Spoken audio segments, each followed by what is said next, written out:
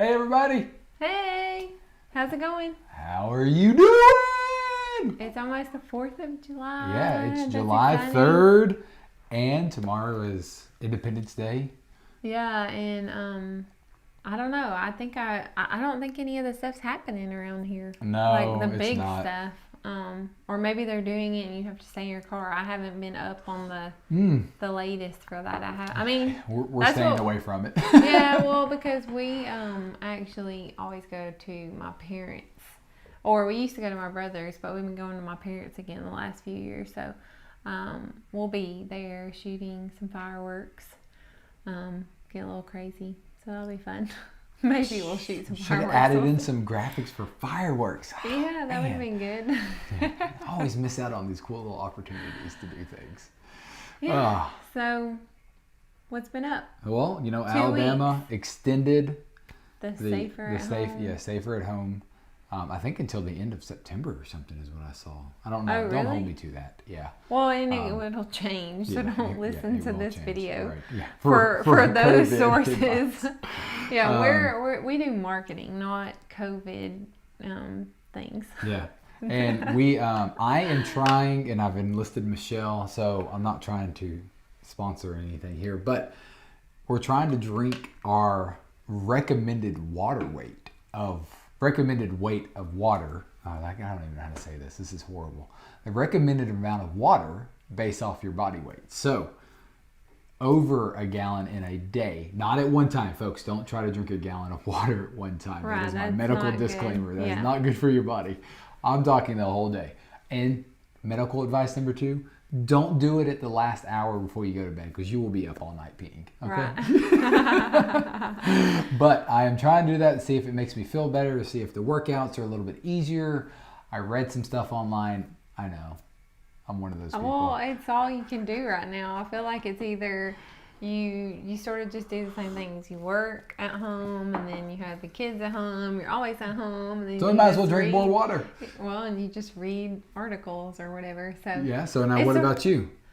How was the vacation? We took off last week. It was good, but always coming back is a little more crazy. Like we have a running joke with his parents. It's not a running joke. It's serious, folks. We call it detox, grandparent detox. It's a serious thing. So if give us a thumbs up if you don't have give us a thumbs grandparent. Or I don't Give us think, the care. Give us the care if you can relate to grandparent detox, because it has been hell on earth this week, sort of, kind of. Yeah. Yeah. Oh yeah. It's pulling tooths on everybody. Yeah. And I can't lose much more hair, folks. Okay. Yeah. So it's been a little interesting there. But overall, I mean, it's been a good week. I'm glad that it didn't rain as much as they said it was going to. And it's pretty good. Yeah. So we got a fun little talk today. What are we talking about? Well, we're going to be talking a little bit about, there's a lot of people now, since you're having a little bit more downtime in the company where you work, a lot of people are focusing in on website redesigns. And so we're going to take a little bit of focus this month, like the entire month of July, to talk in around the topic of website design. And so there'll be some future talks on different areas. But today we just sort of wanted to take a little bit of time and talk about, if you're considering doing a website redesign, sort of what are some, things to consider, what's next, what's the best approach. And so we just wanted to, talk a little bit with you guys today and give you some pointers and some stuff that we know, just because, I mean, goodness, we've been doing websites for so long now, that I definitely think that we can give you guys some good advice. So we're also going to give you a lot of homework too. Yeah. Of questions to ask yourself when you're going through this process. Yeah. So you ready? Yeah. Are you ready? Yeah. That was my fireworks. I was trying, folks. I'm trying here. Okay, this little virtual thing. I like people interaction. So, why are you wanting to go down this path of redesigning your website? Or, basically, why are we doing the redesign? Right. I think this is like a really key thing that people sometimes just are like, I want a new website. And then they don't ever really take that moment to sort of step back and think why. I mean, and a lot of times in that case, the why may simply be just because you want it to be refreshed. You know, like you want to match more of the current website design trends or something like that. Now, I think in this, in today's environment, people are actually really seeing the importance of websites even more than they have historically to date, because of the fact that since there isn't as much of that ability to be, face to face with people, networking with people are online searching for these things literally because they can't get out and network like they used to could. I mean, the chambers and stuff here locally are doing virtual stuff too. So don't get me wrong, there's still that opportunity. Right. But I do think there's a lot more of, people going to companies' websites and really researching them online. And so I think that in that environment, that may be a good reason for your why, is that your website was very outdated because you were always, focused on other things within the business and may have, not had the, current information on there. So really think about your why. Are you wanting to generate more leads? Are you wanting that refreshed look? Are there certain new features that you might be wanting to offer as a service provider? Maybe you have, something that you're wanting to do online for customers, or something that people can purchase online. Maybe you've branched off and now can have some sort of e-commerce component, or a software as a service type, subscription system.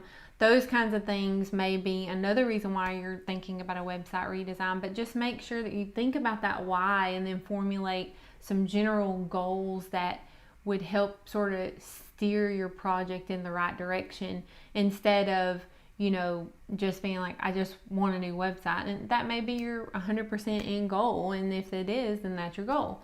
But a lot of times people will forget that, there could be a lot more reasons why than just that visual appearance. So definitely take a little bit of time to think about the why. Yeah. So to recap, you've got to answer why you're doing this. Okay. Don't just go down the whim. Hey, I'm getting a new website. I don't care about anything else. We're just going to get a new website.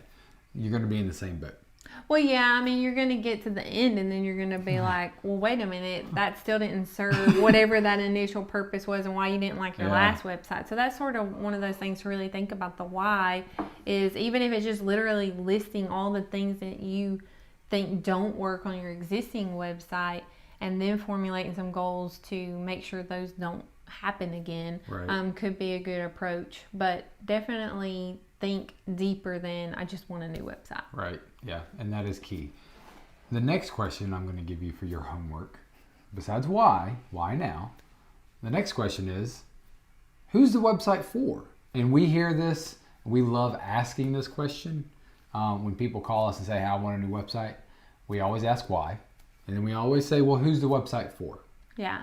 And I think this one is really key, because a lot of times, if you're a small business owner and you're going to be very ingrained in the whole website process, and the website redesign process, a lot of times, or even, a marketing director might get really hung up on what they want for the website. And they sometimes forget, like, oh, I need to externally project this. I need to think about what my actual customers want for this website. Like, what is going to actually make them do whatever your goal is. Again, it goes back to if you're wanting to drive a lot of lead generation, and then you create a website that is not, doesn't have forms that are easy to find on your website, then the goal is not there. And if this person typically always, like, if this person, the audience that you're creating the website for, if they actually prefer to communicate online instead of picking up the phone and calling, having your phone number in big letters up at the top of the page and not having any contact forms is actually not going to be very useful in converting leads, which is your end goal. Yeah. So all of that ties together. I mean, you have to think about the why, and then who's using it and how would they prefer, things be set up so that they can hit whatever, do whatever you're wanting them to do the action Right. that you want on the site. And I think this is usually one of the hardest areas for a team and even the business owners or the marketing people to pull themselves out of. They've been tasked, or they won't, like Michelle said, and they can't get themselves out of that, almost like a third person view. You got to view it as your customers would view the system. When I say system, the website, those kind of things. So you've really got to focus on who you're targeting and what you want them to do. And that's answering those two questions. And then that'll sort of mold, other areas of things and requirements that the website might have. Because again, if who the website is for, say it's an older demographic, then it needs to be very simple, very easy to use. You don't need icons for everything, because that's not going to work with that audience. Yes, that may be the trend right now, but that is the trend for a younger demographic. Right. So all of those things you really have to think about and make sure that you're not just putting them in there because that's what you want, but that it's what your customer wants. And then you also need to, consider looking into your, doing a little bit of research. I mean, you don't have to go crazy on this, especially if you're planning to work with an agency or something like that, because hopefully they're going to conduct some research for you as part of that website redesign process. But you do need to do just a little bit of analysis, a little bit of digging on your competitors, key competitors that you see showing up in search engine results, or maybe they're advertising on key areas and key services that you provide, and look at what they're doing and see what some of the strengths are, the weaknesses, and opportunities for you as an organization to, make your new website even better than, what they're putting forward. So that's some things to think about. And then also thinking about that target audience and who you want to be, converting or doing whatever you want them to do on your website. Then you need to think about looking for other websites that sort of draw to that audience, and find some websites that you really like the look and feel of around that target audience, so what they're accustomed to. So again, don't go to Snapchat on your phone, and if your demographic is an older generation, and have design inspiration from that, because that's not a good idea. I mean, and I'm just going like way extreme here just to prove a point, but the main thing is you really need to think about who it's for, and that should guide, what you're wanting or what you need for your website. Yep. And doing that little bit of research, that little bit of homework beyond just who your target audience is, can really help you when you start talking with someone to help you, or if you create the website internally. Right. So speaking of being internally, what a perfect segue. Yeah, Michelle. I know. Have a firework go off. This is not. We need confetti. Well. Ooh, little poppers. That'd be good. So with that comes the next question of who's gonna tackle the actual implementation of the website. Designing it, building it, adding the content in, those kind of things. And that's where the most important, or the next question is it going to be an internal team, internal person? Is it going to be you? Or are you going to work with an external, say, freelancer, an agency, or multiple people? So things to think about. So how do you go about that? Well, that is a big key thing to think about, because nowadays the environment in the website design space is so different than when we originally started. Because when we originally started, it was very much you had to pretty much work with someone, because it was way too technical. I mean, unless you were a programmer of sorts or whatever.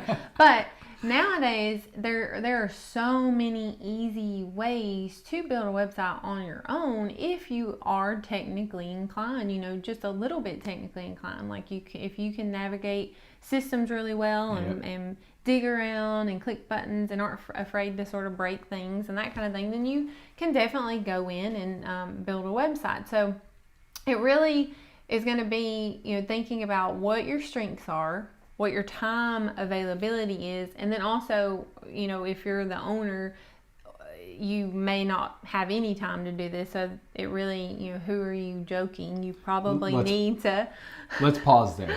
That time requirement. Everybody and all these website builders make it sound so simple, but no one factors in their time to actually build it out and put everything in. Right. So you got to think about that. If you have a goal of getting a new website out in a month and you're using a builder, you might be able to, awesome, do it. But you also might not be. Again, it goes back to depending on how many hats your team and you are wearing. Because if it is an individual, you got to make sure they have the dedicated time to work on it. Right. So I just want to emphasize time is actually valuable. So you need to factor that in as well. Right. And so you need to think about what your strengths are or what your team's strengths are, depending on the size of your organization. And so, if you have someone in-house that has a really good wheelhouse around this kind of stuff, then plan that, plan that as your approach. Because essentially the reason why we pull this, this high up in the process is because it's really going to change a lot of the work you have to put into your process. Because if you're planning to work internally versus externally, then you're going to have to continue turning on and continue doing a lot of things, extra steps. Right. But if you're going to be working externally, sometimes people think they have to do more than what they really need to do before they get an agency involved. Because essentially, people tend to try to take this internal approach to like scope out their whole project, then go get an agency involved. And you don't need to do that. You really need to think, okay, I'm going to do this internally. Let's research and figure out how we're going to do it. Or I'm going to do this externally. Let's start finding agencies now to help guide us down the process that best will create the best solution for my audience and my goals. Because seriously, I cannot tell you how many times that I talk to people and they're already so far down the decision process that they have blinders on. They're very much like, no, this is what I need, and you don't offer that, say Shopify commerce system solution, so I can't work with you because I need Shopify. So they get really focused in because there are so many options today. There really are. And I'm not saying our agency is going to provide the end-all be-all solution. Yes, it will. Or any solution, because there's so many for the same goal and audience, you can have multiple different solutions. Right. So I'm not saying that. Multiple platforms would work too. But if you come to an agency and talk to multiple agencies, that's a really great thing to do. But if you come to them a little bit more at that higher level, then they can better help you shape those requirements around those areas that you know more about with your audience and your business goals. And they can be the experts and handhold you in the requirement space to be like, okay, well, you are only going to be selling, your plans for the next 5 years are only to be selling 3 widgets on your website. Okay, then Squarespace might really be a good solution for you, because if you do something more customized with, say, WordPress or something like that, then it has a lot more complexity and a lot more customization capability. So it might be a little too convoluted for you to even handle the purchase orders and that kind of thing. So, but if you are planning for growth and planning on adding all these extra things, and say your solution that you provide is a little bit more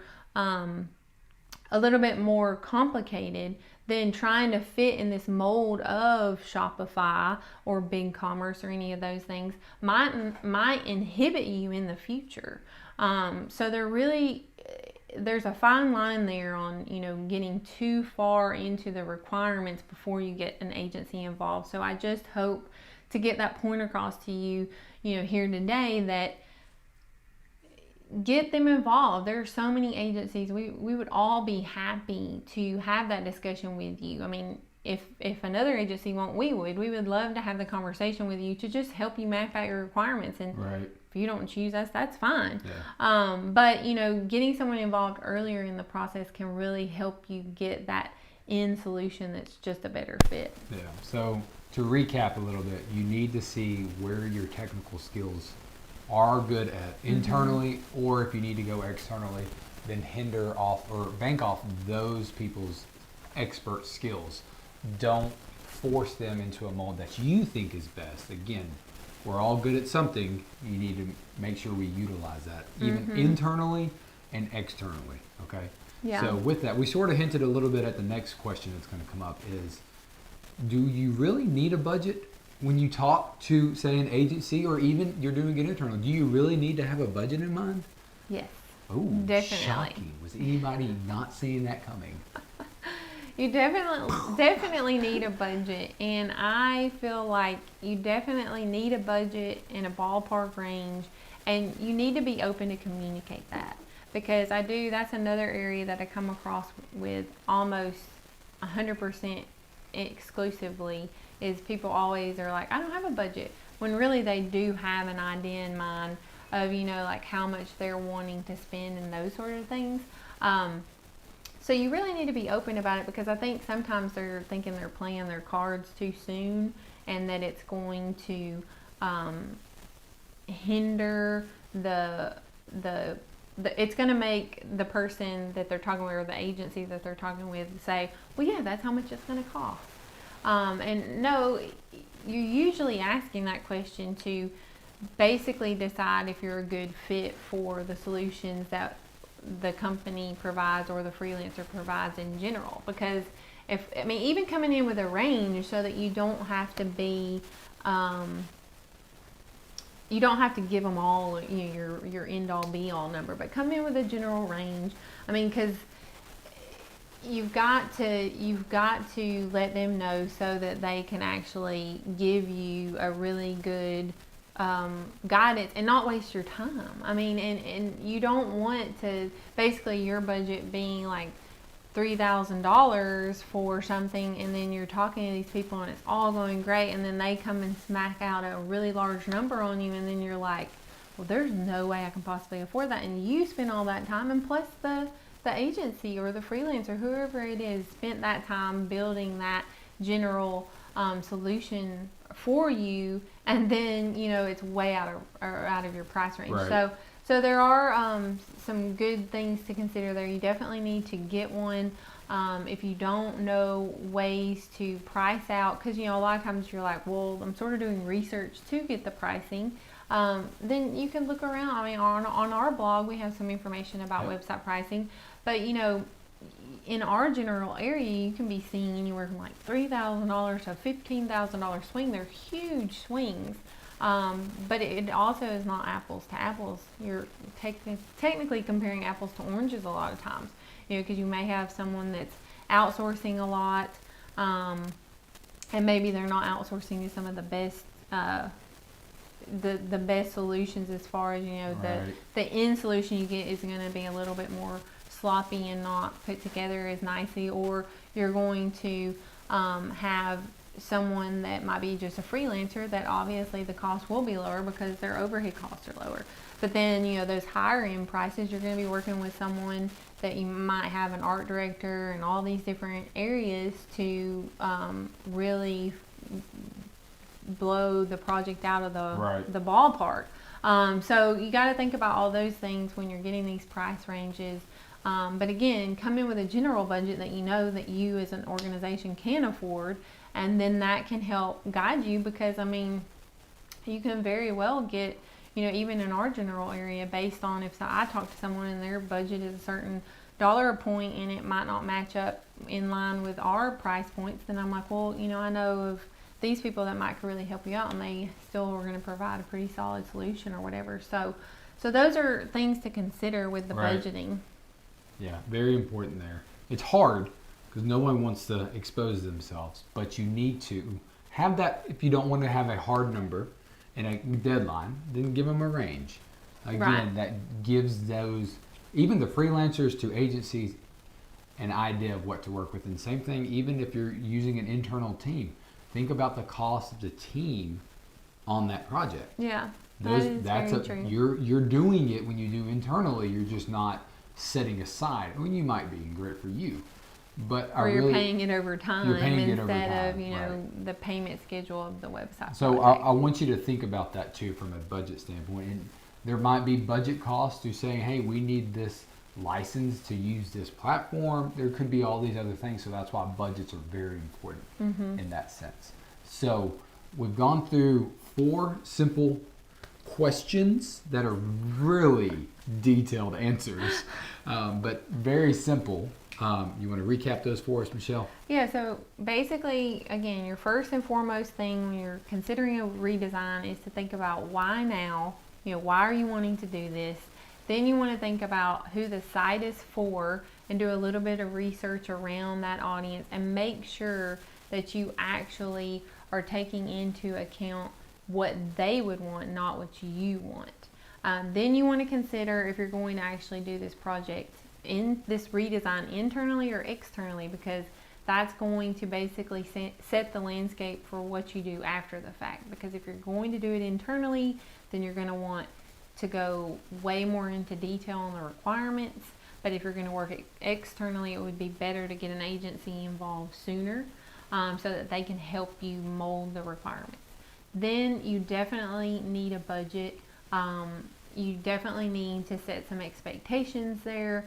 And again, do your due diligence. You know, there are multiple resources out there to find budgets around websites, so you can generate a ballpark figure before you start talking to people. Whoa, that is a lot of homework for you. And again, if you have any questions, we're happy to answer those. Reach out to us on Facebook, YouTube, or even just give us a phone call. We're here to help and guide people through this process. We do this every time someone calls us and say, I want a website. We usually pull them back and say, well, why? And we go through those questions. So we hope you've enjoyed the day. We'll see you next week, same time, Yep. different date.